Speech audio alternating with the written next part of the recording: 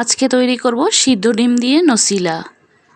দোকান থেকে চড়া দাম দিয়ে না কিনে একদম স্বাস্থ্যকরভাবে ঘরেই কিন্তু বাচ্চাদের জন্য এই নসিলাটি তৈরি করে নিতে পারবেন। একদম কম সময় এই নসিলাটি তৈরি করে নেওয়া যায়। ভিডিওটি যদি শুরু করে থাকেন তাহলে লাইক কমেন্ট ও শেয়ার করতে পারেন। তৈরি করার জন্য আমি এখানে 4টি সিদ্ধ ডিম নিয়েছি। ডিমগুলোকে আমি সিদ্ধ করে ছিলে নিয়েছি। ডিম সিদ্ধ সবাই করতে পারে, এজন্য আমি ডিম সিদ্ধটা দেখালাম না।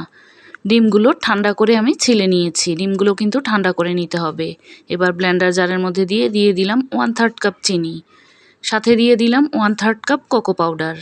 কোকো পাউডারটা একটু ভালো মানের নেওয়ার চেষ্টা করবেন, এতে করে নসিলার স্বাদটা ভালো আসবে। আমি এখানে 1/2 কাপ লিকুইড দুধ নিয়েছি, এখান থেকে বেশি অর্ধেকটা পরিমাণে দিলাম, পরে প্রয়োজন হলে আরেকটু দিব।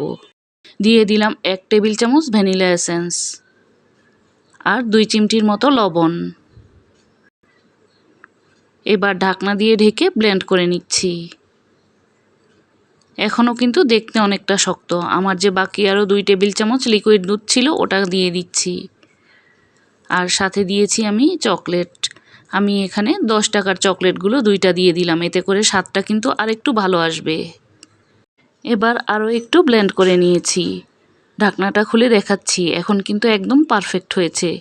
দেখতে ঠিক এই রকম হয়েছে। এবার আমি একটি জারের মধ্যে ঢেলে নিয়েছি। এই নসিলাটা কিন্তু নর্মাল ফ্রিজে রেখে 3 দিন সংরক্ষণ করতে পারবেন। এটা কিন্তু ফ্রিজেই রাখতে হবে সংরক্ষণ করার জন্য। একদম কম খরচে আজকের এই নসিলাটা তৈরি করে দেখিয়েছি। দোকানের নসিলার চেয়ে এটা কিন্তু আরও বেশি স্বাস্থ্যকরভাবে তৈরি। যারা নসিলা কিনে খেতে পারে না, আমার আজকের এই রেসিপি তাদের জন্য। সহজেই কিন্তু বাচ্চাদেরকে তৈরি করে দেওয়ার মতো একটি রেসিপি।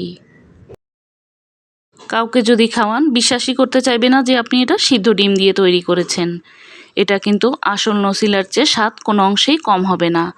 ভালো লাগলে ট্রাই করতে পারেন। আজকের মতো এখানেই বিদায় নিচ্ছি। আবারও দেখা হবে নতুন কোনো রেসিপি নিয়ে।